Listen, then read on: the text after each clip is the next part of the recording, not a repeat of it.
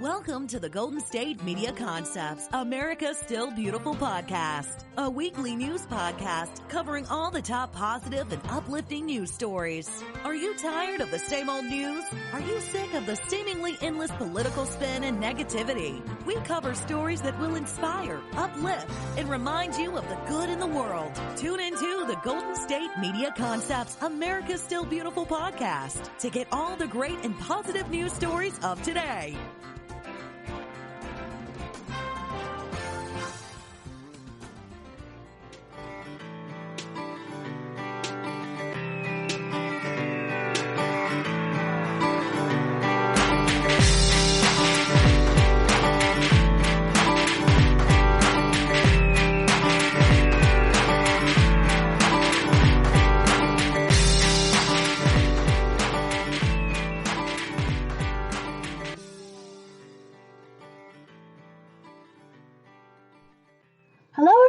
Welcome to the show.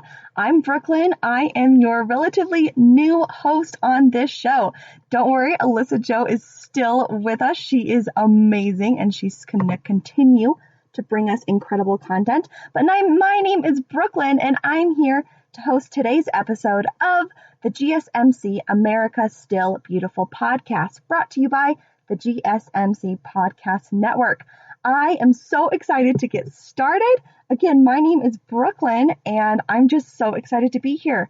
You came to the right place for positive and happy stories today.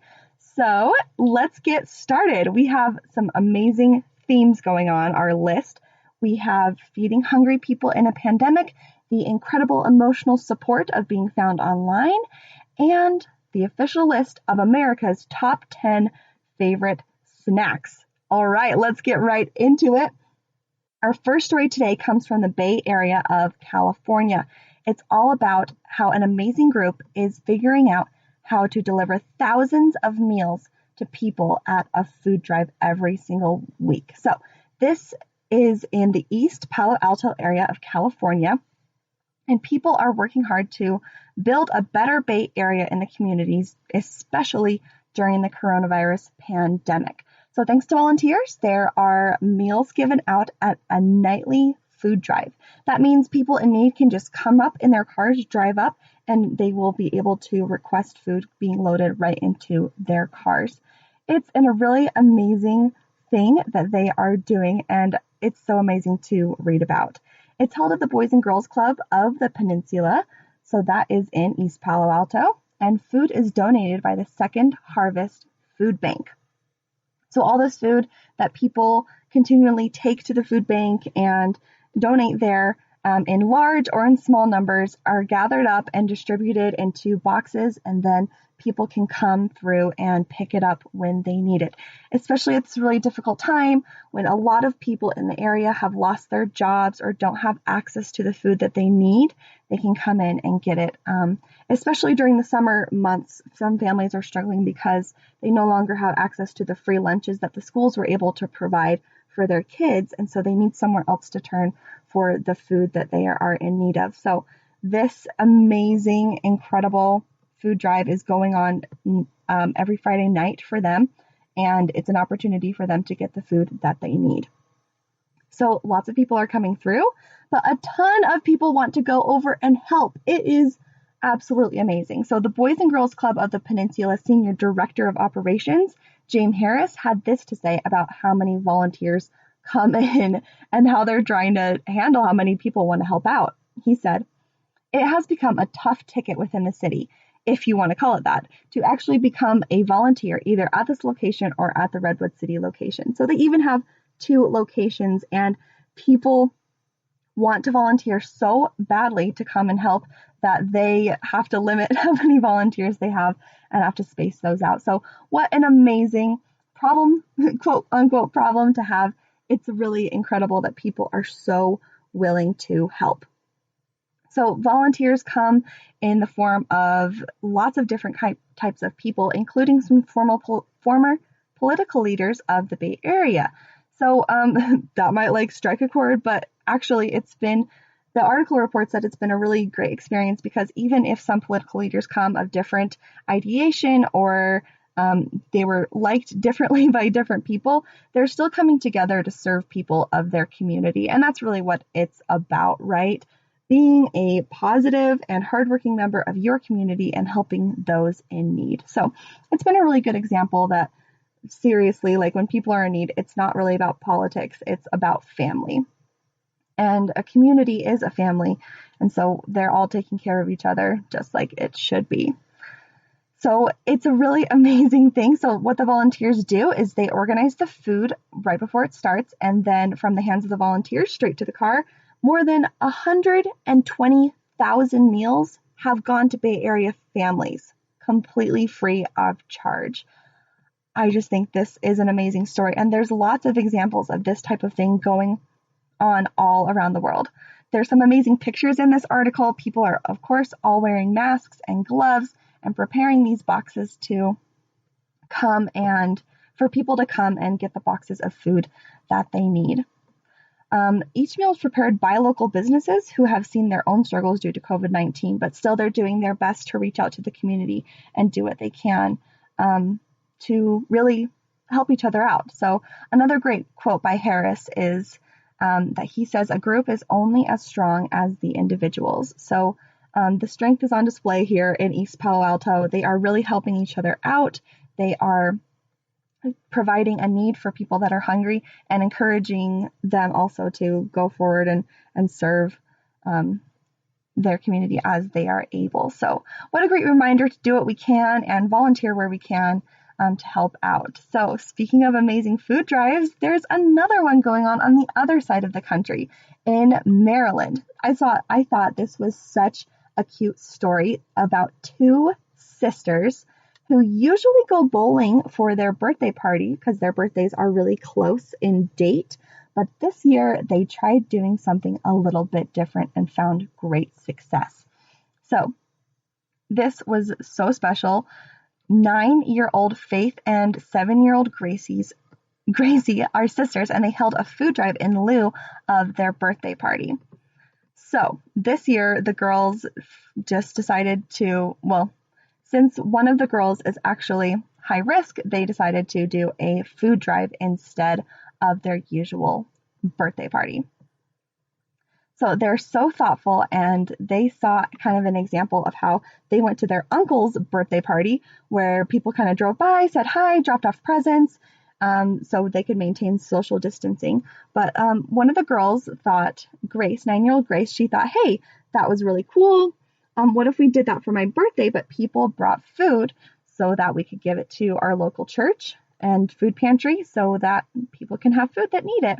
What a sweet thing for a 9-year-old girl to come up with and think about. And the parents of these girls just were so blown away at the response. So they started by making a little Facebook event and inviting people to come to the food drive, for the people who they thought would, they invited those that would initially come maybe to their birthday party, their annual bowling birthday party. But the event was shared, and eventually the date came for the party and people drove by to donate food, and they ended up collecting 1,153 pounds of food for the church's food pantry for Grace's birthday. I mean, how incredible is that? That is so much food just by thinking about a little something that they could do to contribute. So many people chimed in and were so eager to do what they could also to help. The mom of the girls, of Gracie and Faith's mom, said, "We never imagined it would be this big. I shared it on my Facebook page and made a private event, asked those who would usually come to their yearly birthday party to participate, but we ended up collecting over 1,000 pounds of food, and it was amazing." So they were so thrilled with the generosity that people showed by the drive-by donation project. So they wanted to continue the good that went on with that. So Faith's birthday rolled around 2 weeks later, and so Grace and her little sister Faith have really not been able to see any friends like most kids during this time. And Grace, mostly because Grace is also high risk. She was born with a bone disorder called multiple hereditary ectosis. And since she was 1, she's endured 14 surgeries to remove some non-cancerous bone growths. She also struggles with autism and some sensory processing disorders, but I love this part. The mom says, because of Grace's struggles, Faith is acutely aware of the needs of those around her. The two girls have an enormous amount of empathy for those around them. We are extremely lucky to have two littles that are incredibly bonded to each other and filled with so much caring. So since they couldn't have this birthday party, they thought of what they could do, and they held this food drive to really benefit the people in their community. Isn't that a sweet story? I have a sister too, and I don't know, maybe some of you can agree that not all the time sisters get along perfectly, especially when you're young kids, right? You're either breathing each other's air or wearing each other's clothes or something like that. But I love this example of a moment where sisters really bonded together for the good of others. And that's a really great example to show that we are kind of like one big family here as humans. We don't always agree with our brothers and sisters, but when we do make an effort to work together, really incredible things can come out of it. And when we reach out to help one another, that's when we can really make an impact. And that's when we can really feel good about ourselves and our relationships. All right, there's even another story I want to share about communities helping to feed each other. It's about Cleveland's Congolese community supporting each other. So there is a very big community of people from the Congo in Cleveland because from 2015 to 2018, over 500 refugees came to Cleveland, and it was one of the biggest surges of Congolese refugees in the United States in the past 10 years. So this community is so tight-knit, and they really work to help each other. And those who have been around in Cleveland a little bit longer try to do their best to be able to help the people who are just coming in. So this is an amazing story about how they're helping feed each other and also giving each other the skills beyond to what they need to survive and also thrive. So every Wednesday afternoon, there is an organization called the Congolese Community of Greater Cleveland. And in this neighborhood, the story focuses on Elijah Kinjana. And he, every single Wednesday, gets boxes of food donated with fruits and vegetables, bread, everything that you could need for the week. And he gets those boxes delivered to his porch. So this food is donated, and he organizes it all. Elijah organizes it to get all the boxes on his porch so people can come by and grab one when they need it. I just love this story about the community bonding together, and not just the refugees. Of course, people that are natives of Cleveland are helping out as well. So he was a refugee over 6 years ago and came to Ohio. Elijah, he was a refugee over 6 years ago. And so he knows what it's like. He knows what it's like to get in there, to have a difficult time learning a new language, adjusting to a new culture, and finding a job in a place where he didn't really expect to go. But he knows what it's like. And so now he works hard to serve other people and make their journey a little bit easier than he had it. So this is what he says about the Congolese community of Greater Cleveland. He says, the goal of the CCGC is to share ideas together about what we, as Congolese refugees, can do to succeed in Cleveland. We know if we work together as a group, we can go farther than as individuals. So that is so amazing. That's like the same thing that they were saying after in the Bay Area. So here we are in another part of the country in Ohio, and they're having the same experience as in Maryland and California. They're seeing, hey, if we work together, if we have a common goal and we try to help each other, feed each other, and serve each other, then that's when we can succeed. That's when we really get strong. And that's when we can really make an impact. So people are so positively affected by this organization for the food to come to them. So prior to the coronavirus outbreak, this group actually focused on helping newcomers just adapt to life, and they got some welcome gifts like pots and pans, kitchen items.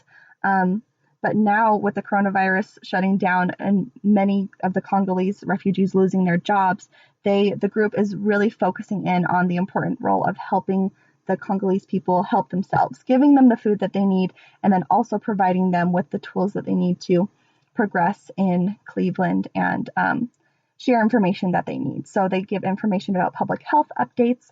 They can give cash assistance to those who have lost their jobs. And they can also translate for complicated government assistance applications like the unemployment applications and appealing to the IRS. So recently, there's no way to sugarcoat it. It's really been difficult for a lot of people right now during the coronavirus, especially for refugees. But this organization and many others are working to help them. So I think it's such a great example of what we can do to look around in our communities, see who might be struggling a little bit more than us, and what can we give to them to help them out. So I love the example of what they do to help, especially with helping with job applications, computer literacy, and learning English, and translating the important documents, because that goes beyond just feeding the people for a day. It really helps them progress and be able to work on their lives and be able to progress for themselves. So I hope you felt inspired by these stories, but don't go anywhere and think about your favorite teacher from when you were in school. We're going to take a little bit of a break right now, and next up we're going to hear stories about some great teachers doing some really amazing things. Be right back.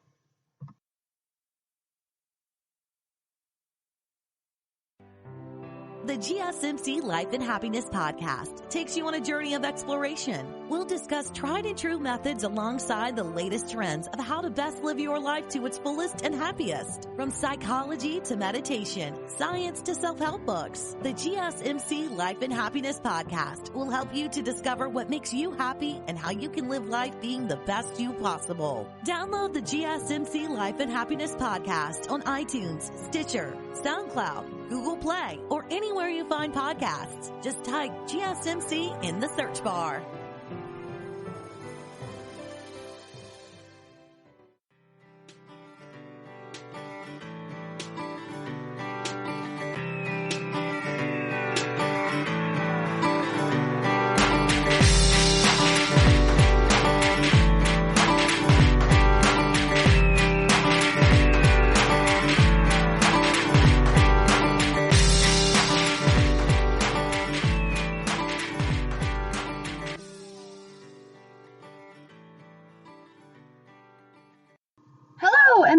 Back to the GSMC America Still Beautiful podcast, brought to you by the GSMC Podcast Network.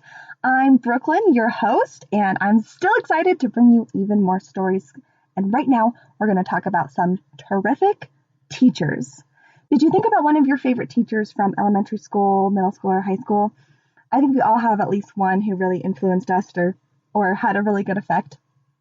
And that teacher in a special school in North Carolina is Eugenia Floyd. She is an instructor at Scroggs Elementary School, and she was awarded the 2019-2020 Chapel Hill Carrboro City Schools Teacher of the Year Award in June. And her family and coworkers say the honor is very much deserved. She has been a teacher at this elementary school for 7 years. She teaches 4th grade, and she specializes in literacy and reading. I wish you guys could see her headshot. You should Google it because it is so adorable. Her smile is just beaming from ear to ear. She's so happy. She looks amazing in her red top, and she is just so beautiful. And I can tell that she's an amazing teacher just from her picture. So it's really fun reading about this story. So her story is a little bit different of how she fell into teaching.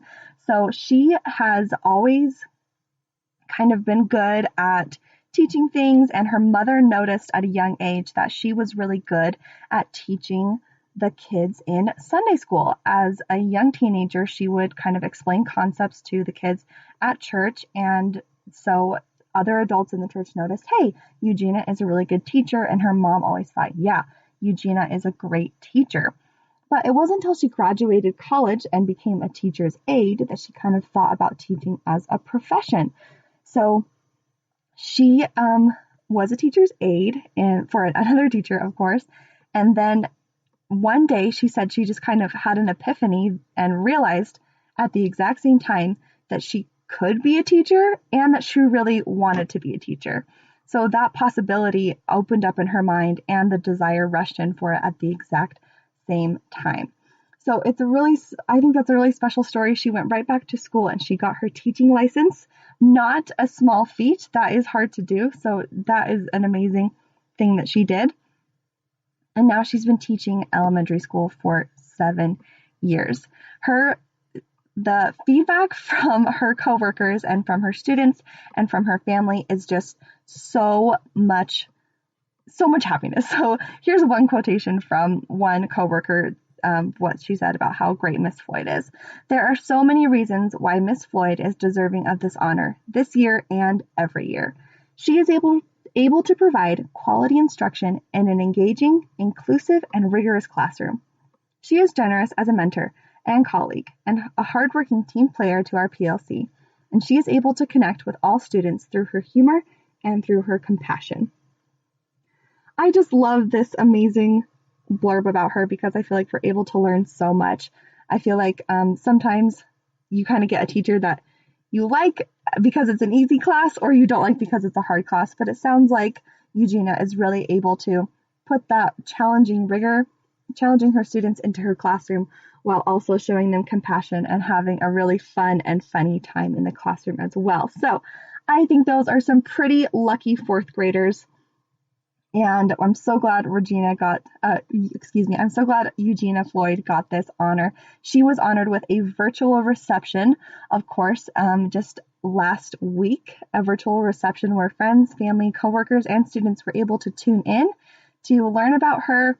And she was able to receive a $1,000 bonus check. So that's always awesome when we can give people that deserve it even more money. So way to go, Miss Floyd. And I think this is just one example of a really amazing teacher who kind of represents the teacher of the year in our lives. I think we can all think again of one of those teachers that really impacted us for good. And I feel so lucky that there are so many teachers I can think about that really gave me such a solid base of compassion and love for learning. One teacher that's coming to mind right now is my 8th grade English teacher. Her name is Miss LaFortune. Pretty cool name, right? Yes. She just had a love of reading and writing that exuded out of her. And the way that she explained books and concepts just made me latch on and love reading and love books and love stories.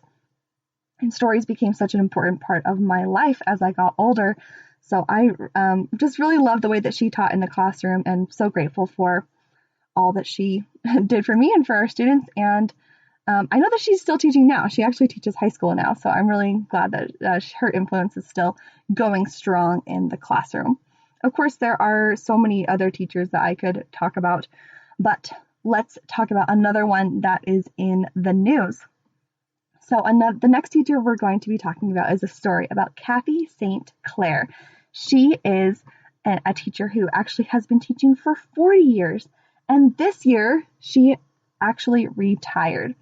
So she started at Nathan Clifford Elementary School and then moved to Lyseth Elementary School in 81, where she has been teaching for 40 years. So this picture is also so cute. It's of Kathy. She's got a huge bouquet of flowers, but this is before, of course, school shut down for the year. She teaches in Portland, Oregon. And when she walked into the elementary school for the first time, it wasn't actually as a teacher. That's right. She attended her elementary school, Hall School, which is now known as Rowe School, as a kindergartner. And at 5 years old, she had no way of knowing that she was going to be stepping into the workplace of her future, where she would spend 40 years as a teacher. Of course, shaping the academic careers of countless students. So I think that is pretty cool.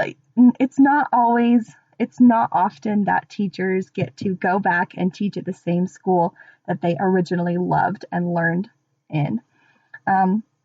She just sounds like a really cute teacher, and everyone said how, again, in honoring her in a virtual reception, everyone said how great Mrs. St. Clair was and how she really influenced her first and second graders for good and with such an excitement for learning. I think teachers really have to love their job to do it all day. I think it's one of the hardest jobs out there and one of the most important ones. So I love Kathy's statement about how much she loves teaching. And you can really tell that she was a great teacher because of her love for it. She says, "I love teaching. I often said there were days I didn't want to go to work, but I never had a day where I didn't want to teach. Teaching is such a rewarding experience. No day is the same as the day before, and no hour is quite like how you planned it. I've had a life of hugs and positive experiences every day.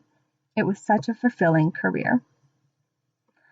I love what she says because it really goes to show that it's like that quote, if you do what you love, you won't really work a day in your life. And of course, every job's going to feel like work once in a while. Like she says, it's hard work, but she always had the passion for teaching and she always wanted to help her students thrive in the classroom and beyond. So I just love that statement with her. And the love for Kathy, of course, goes on to her co-workers. Heidi Littman, who co-taught with St. Clair for about 25 years, said that St. Clair was always a strong advocate for her students.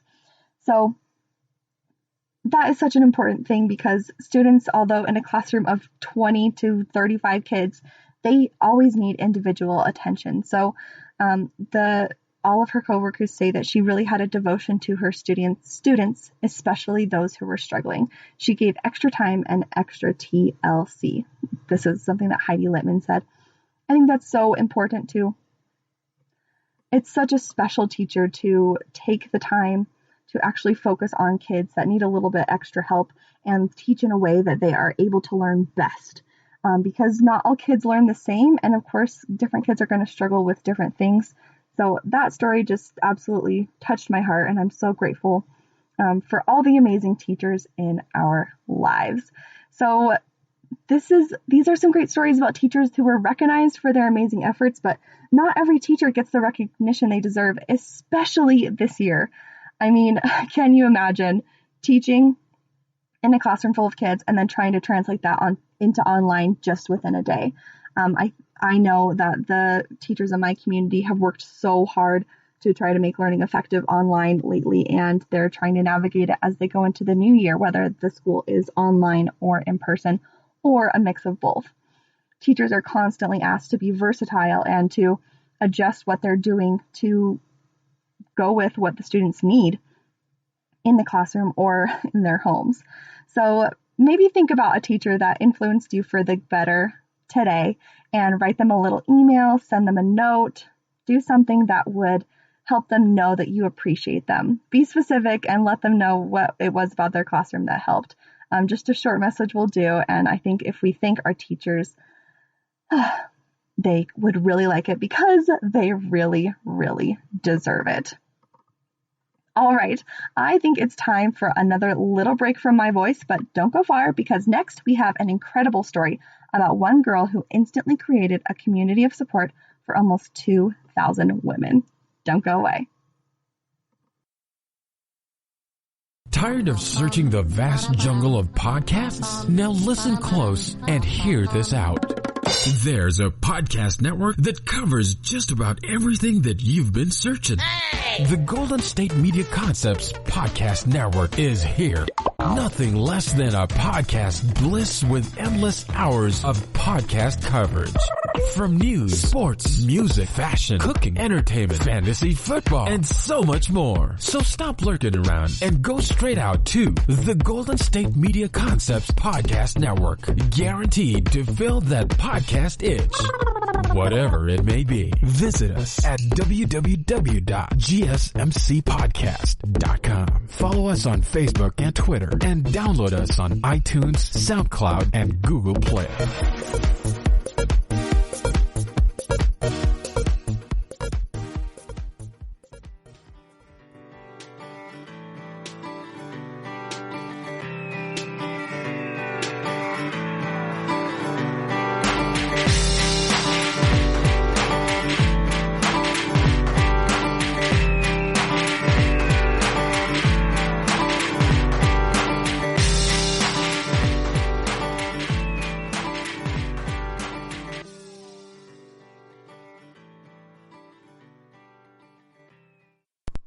Welcome back to the GSMC, America's Still Beautiful podcast. I'm your host, Brooklyn, and this podcast is brought to you by the GSMC Podcast Network. Thanks again for continuing to tune in. The stories just keep getting better. I have an amazing report about a Facebook group which is giving girls a community of support. Now, this Facebook group was only started 2 weeks ago by a woman named Callie and her friend Brooke. They started this group and added some friends to it, and it's called Girls Who Support Girls. Their motto is a group where girls can get advice, share stories, and make friends. This is a judgment-free place. So they put together this group, and people have been adding their friends to it like crazy. They now have almost 2,000 members of this group, and it's all women there to share their life experiences and to share advice and to share support with one another. It's really incredible what this has become, because usually Facebook groups kind of focus around one common interest around makeup or finance or dance or an event, something like that. But these ladies decided they wanted to create a place where really women could go just to have friends, because they said they were feeling a little bit lonely. So maybe there were other girls who wanted some online friends as well.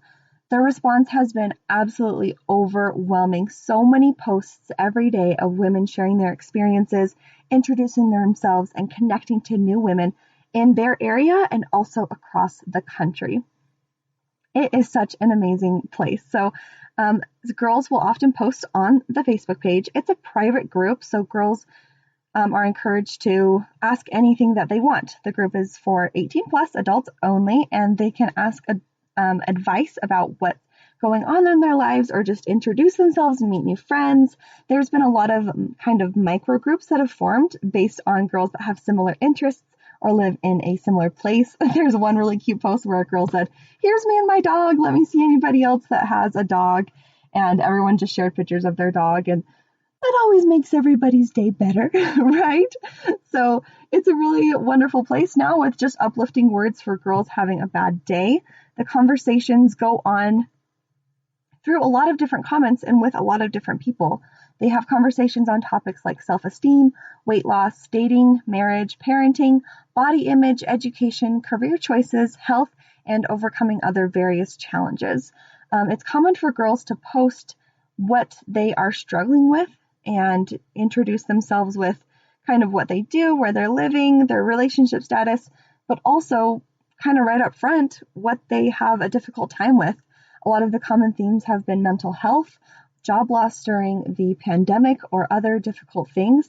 And then right away in the comments, there are tens and hundreds of women there to help support them, give advice, offer a helping hand, and really just give the support that is needed. Sometimes just like affirming words is all you really need to kind of keep going just for that day. And so this is a place where a lot of women have been able to find that. So it's a really wonderful thing that's happened, and a really wonderful way to use the internet as a positive tool for creating good discussion online. So it's been incredible to see, and a lot of girls have posted already how much the group has meant to them, and they say that they are just so touched and inspired by everyone being so supportive and non-judgmental and helpful, and how they feel like in real life, quote unquote real life, like personally where they are, they don't really feel like they have a solid group of friends around them because they can't go and socialize and go see their friends or go out like they usually do. So this has been an opportunity for them to be close. And some girls said, like, even if there's not a pandemic, I feel like I don't really have friends. So this is a place where they've been able to connect, and the vulnerability has really brought in the strength from that. So I think that's such an amazing thing. I really applaud the women that started it and every woman in the group, because they are there only giving positive feedback, positive comments, and helping people adjust their mindsets to a healthy outlook to their challenges, and giving them the strength that they need to carry on. So what a wonderful way to use online tools for the better. And speaking of using online tools, a lot of people during this time to improve their mental health have turned to online therapy. So usually you kind of think of therapy, you go into an office of a psychiatrist or psychologist, lay on the couch and pour your heart out, and then they just pick apart your brain and see what's wrong with you. But really, therapists are there to help you work through different paradigms and mindsets that you may have, memories that may be affecting your daily life, and other, of course, more serious furthering conditions. But studies have found, especially in the last few months, that online therapy can be even as effective and in some cases more effective when treating patients with cognitive behavioral therapy. Cognitive behavioral therapy is a very popular use of therapy and a method that helps people change their behavior in order to improve their lives and improve their mental health. So patients who are dealing with depression are switching to online therapy to avoid exposure to COVID-19, and they are reporting that their results are really good and that they still feel a strong connection with their online provider, and that the privacy and the kind of safety that comes with being in their home and being able to do the therapy really is improving their conditions. So it's really amazing that they're finding that the satisfaction levels are the same or better than when patients go into an actual office to be seen. So in this particular study, it's by Dr. Salmon. He advocates the implantation of electronic cognitive behavioral therapy and hopes that more therapists and patients will support this new system. She believes that it can vastly improve access for patients, especially those in rural or underserved areas and during pandemics. I think that's what we're finding during this time is when so many people are working from home and doing other things from home, meeting and hanging out with friends and conducting meetings from home, we're finding that a lot of events are really doable remotely. And I think that's opening possibilities and accessibility for a lot of people who normally can't get somewhere to obtain some kind of service to be able to receive it in that way. And so what a great and positive change that's coming out of this really hard adjustment that the world is going through right now, that once things kind of move into a new normal, we'll probably be able to provide online healthcare and online other things online for people, again, as this doctor says, through in those rural or underserved areas. And that's especially important to continue to increase resources to those places.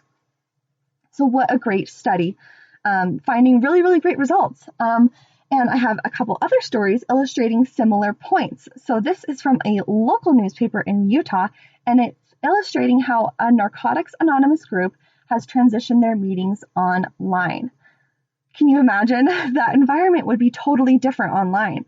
Usually they go to a place, they're in a circle, and they can talk about what they need to in an extremely safe and protected place. This article talks about how their group has been moved to go online into a Zoom meeting. And it's been challenging at first because it's frustrating to not have the same situation that they used to have, because a big part of their meetings was being able to give hugs and looking into people's eyes and being able to really understand how people are feeling by being there. However, they do say that the Zoom meetings, the anonymous meetings over Zoom are coming with positive elements as well. One anonymous contributor said, "One positive part of being online is that we have people from all over the world tapping into a meeting." So again, the accessibility really rises when things move online. People can contribute from faraway cities, they can contribute if they're sick at home, and they can really be uplifted by this experience without actually leaving. So that really is exciting, and that really is so happy. And that leads right into this other story we have on a similar theme. It's from Atlanta, Georgia. And this is so needed and so amazing. I think it's incredible. So again, people who are becoming heroes because they're trying to help improve the mental health of people in their community. So Atlanta mental health professionals are providing free online therapy for members of the Black community. It's no secret that this year has been difficult as elements of racism have resurfaced and we've hopefully become more aware of them, but the difficulties have risen as well. So 3 local care professionals are teaming up to provide 3 free online therapy for members of the Black community. There is therapy that they are providing, and there is also online courses for Black teenagers and mothers of teenagers in the state of Georgia.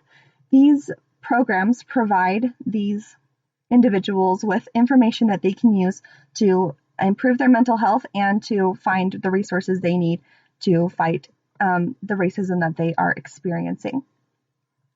So one of the therapists behind this program is Stacy Franklin, and she said the idea for the program came out of a necessity when they realized that a program like it doesn't really exist in their area. And she said that making the programs free and virtual helped to break down 2 barriers that often stand in the way of persons seeking mental health. So again, they're working so hard to make sure that people that usually aren't able to get the care that they need meant for their mental health are getting it, and they're breaking down those barriers. And so it really goes to show that anything's possible, and when people are willing to help each other, magical, wonderful things can happen. So they say that these 8-week courses will focus on expressing and navigating feelings brought on by recent events and racial injustices. And for teens, the program will actually be really fun and interactive. That kind of approach to therapy, and if they want, can involve other students as well to make that even more fun and more of a community feel. Franklin says that giving them a safe platform and a safe environment to be able to express their emotions openly about how they feel and what they're experiencing is their goal.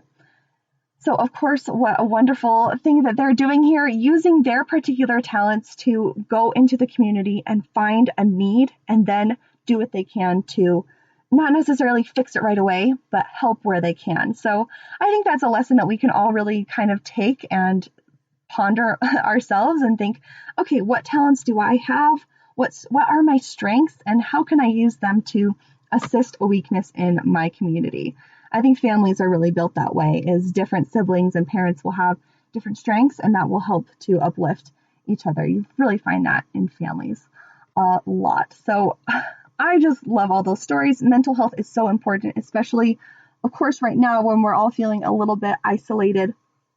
But really, help is everywhere you turn, and you can be helped if you are able. So, okay, I feel like I'm needing a snack, so we are going to take a quick break. But when we come back, I'll let you know what my snack of choice is, but more importantly, what America's snack of choice. That's right, the results are in. I have a list of the top 10 most popular snacks in the USA. See you in just a sec. Want to find out what movies to go see? Then check out the GSMC Movie Podcast. It's your ticket to the latest movies, whether it's a new blockbuster event, romantic, comedy, or action flick. This show has got it all covered. They talk some what to go see now. Don't bother. What's hot on Netflix and everything in between. That's gsmcpodcast.com/movie-podcast. When it's all about the movies, it has to be this new show. Don't forget to like them on Facebook and follow them on Twitter. Visit gsmcpodcast.com for more info.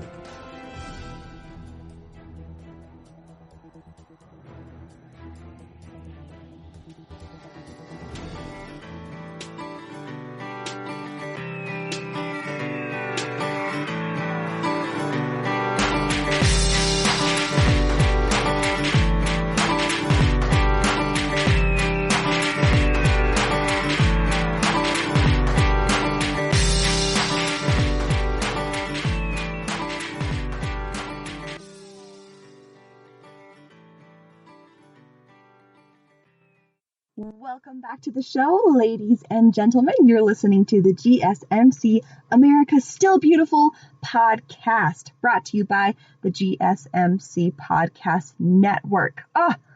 We've had a great episode today. We've had lots of fun stories. We've had stories about amazing people feeding each other. We have heard about some incredible teachers, and we have thought about our own incredible teachers. And we are also remembering these amazing stories about people supporting each other online. I think we've been pretty inspired today, and now I want to do something a little bit fun and funny. I found a list of the biggest award show of all time, at least in 2020. Okay, so there was no show, and it's just a post on the website Eat This Not That. But these are the top 10 snacks that are the most popular in the USA. So I know I'm new here. Something to know about me is I love snacks. The cookies, the little cakes, the chips, the things like that. It's a guilty pleasure of mine. I love a good snack. Now, I'm pretty particular about my snacks. I have strong feelings about most of them. So let's dive into this list. Let's see if you agree, and let's see if your favorite snack made the top 10. Are you ready? All right, here we go. Number 10, Pillsbury cookies. I mean, these are an iconic item. Pillsbury cookies are ready-made, little sheets of dough, basically. They cut them into squares for you. You rip them off, you throw them on the pan. Boom, you got fresh baked cookies. It's not the best cookie you've ever had, but it's also not the worst. So that little doughboy also makes everything a little bit more adorable. So number 10 goes to Pillsbury. Number 9 is Planters Peanuts. Oh yeah, Mr. Peanut has a spot in the top 10. People love their peanuts. Now, I'm actually curious about like what percentage of the population is allergic to peanuts, because it seems like everybody else loves to snack on them on planes. So let us know on our Instagram if you're allergic to peanuts or if you like peanuts, or just like what your favorite snack is if you like peanut things. Because I feel like the people that like peanuts, they're like all about peanuts, especially peanut butter. Like I know way too many people have told me that they like just spoon eat peanut butter out of a jar. I mean, I'm not complaining if that's my snack, but I usually like a good cracker, a celery, or a sandwich to go with that, you know? But anyway, number 9, it goes to Planters dry roasted peanuts. All right. Number 8, it hurts me a little bit. Not because it's in the top 10, but just because it's not higher up on the list. This is probably in my top 3 snacks. I don't want to offend other snacks, but I'm just surprised that number 8 is the spot that Oreo cookies gets. Oreo cookies is number 8 on America's top 10 favorite snacks. They like them, but not enough to give them one of the top 3 like I would, but hey, to each their own cookie, right? So it's cream slathered between 2 chocolate cookies. Come on, it's perfection. And I mean, it's perfection. Okay, well, slot number 8 goes to Oreos. I'm sure you don't understand my very biased opinion on those yet, but there it is. Okay, again, something I don't find to be worthy above Oreos, but number 7 goes to Lay's Classic Potato Chips. Lay's Classic Potato Chips are just that, little slices of potato fried up and salted to perfection. They're crunchy, they're addictive, they are yummy. So, a classic potato chip, everybody likes them, everybody needs them. And, you know, you can't really get enough good salted goodness. I mean, I'm sure, like, I've had enough, but it makes you feel like you can't get enough, right? All right, moving right up. Number 6 is Kit Kat. Ooh, those crisp wafers in milk chocolate. So delicious. Kit Kat. Have you ever seen anyone just, like, bite a Kit Kat right at the top without, like, breaking the actual little sticks off? It hurts inside a little bit, doesn't it? But this is an iconic candy bar by the Hershey Company, and it's also one of my favorites. Tip, if you don't know already, put your Kit Kats in the refrigerator, or better yet, if you're going real intense about it, in the freezer. This is my favorite thing to do. I'm sharing with you all my top secrets. You're so lucky. But almost any dessert, especially something with chocolate, throw it in the freezer for like 15 minutes. It's like heating it up in the microwave, but it's in the freezer. Whatever texture it is, it gets a lot better. Whatever the temperature was of it, room temperature, no. Colder is even better. Oh, it's delicious. All right, number 6, Kit Kats. Number 5, Ritz crackers. Those buttery, perfectly salty bandits. Oh, they're so good, and they go good with everything, right? You can have sweet topping on it, like cookie butter, or you can have some cheese on it. Ritz crackers, perfect at every party, right? I see you in the top 5. All right, number 4. This is possibly the most dramatic rose ceremony yet. Quaker Oats. Quaker Oats in slot number 4, a household staple. Yeah, for food storage. I mean, oatmeal is fine. The article here says, from breakfast to your afternoon snack, Quaker is there for you. Who can resist their instant oats? Look, I like oats. I like overnight oats, cold in the morning. Yum. I like a hot bowl of oatmeal for the winter to just warm up with cinnamon. Yum. But this is not my favorite snack. It's not what I crave incessantly for comfort. I'm pretty surprised about this being in the top 4. Like, it's number 4 on favorite snacks lists, above Kit Kat and Oreo. Can't help them. Whatever. All right, number 3, we're a little bit more back on track. Number 3 is Reese's Milk Chocolate Peanut Butter Cups. I always feel like, I think the chocolate on Reese's Peanut Butter Cups is my favorite chocolate. Like, I don't know, it's got a little extra sweetness, it's got a little something, I don't know, but that chocolate that I got on those peanut butter cups, oh, so good. I think that's always one of the most popular candies at Halloween, too, is Reese's Peanut Butter Cups. Almost everyone loves them. Again, people that like eating peanuts and peanut butter. All right, number 2, going with a classic, is the Hershey's Milk Chocolate Bar. Hershey's and Hershey's Kisses each earned entries on the snack food list, and the Hershey's bar got the top number 2 spot. It's a bar of 1.5 ounces of chocolate. They come in little squares. I mean, it's not the most luxurious chocolate you're ever going to have, but hey, it's a bar of chocolate, and people love it, I guess. All right, now put in your guesses, put in your prayers for your top snack being number 1. What do you think is the most popular snack in America in 2020? Think about it. All right, the number 1 snack is M&Ms. M&Ms! Those little teeny tiny chocolate candies with a coating on the outside. I mean, you can't go wrong. There's the classic ones, just milk chocolate with candied, and they have like every single flavor in between. My favorite is the M&M's pretzels. They got a little tiny pretzel ball in the middle, chocolate, and then the candy. Peanut M&M's, so good. Again, you gotta put those in the fridge. Oh, so good. Mini M&M's if you're feeling like drinking them. Caramel M&M's, sometimes they try something horrible like mint or coffee. Oh, it's one of the most iconic snacks out there. It's a classic, so it's really no surprise that it's number 1. Everybody loves their M&M's. Oh, well, thanks for letting me do that. That was really fun. I hope that your snack made it into the top 10. If it didn't, tell us what your favorite snack is over on Twitter or Instagram. We are at GMS. Sorry. Oh, I'm just getting really excited about the snacks here. GSMC America.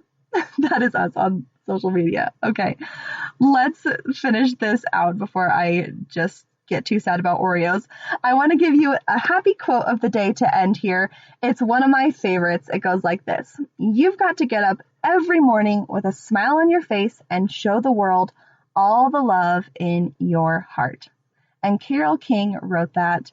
It's actually in one of her most iconic songs called Beautiful, but I first discovered it in a little quote book when I was 11 years old that I had that you just got like a quote a day. It was really cute. And I loved that quote. And then it wasn't until like 5 years later that I discovered that Carole King is the Carole King, the singer, and she sings a really beautiful song called Beautiful. And that's the very first line. You've got to get up every morning with a smile on your face and show the world all the love in your heart. Sometimes that's all we can do, but that's the kind of stuff that makes good news. So thank you so much for listening to the GSMC America Still Beautiful podcast today, brought to you by the GSMC Podcast Network. Please subscribe to the show on your favorite platform, whatever you're listening to now, that will do. We're on Google Podcasts, Spotify, Apple Podcasts, anywhere you want to go to listen, we'll be there. You can also check out our other podcasts there. We have lots of other great topics like life and happiness, movie podcasts, weird news, and much, much more. So you can also follow us on social media. Please come be our friend. You can find Alyssa, Joe, and I over on Instagram, and Twitter. So come join our conversation there. It's going to be lots of fun. Thanks again for listening, and we'll see you next time. Bye.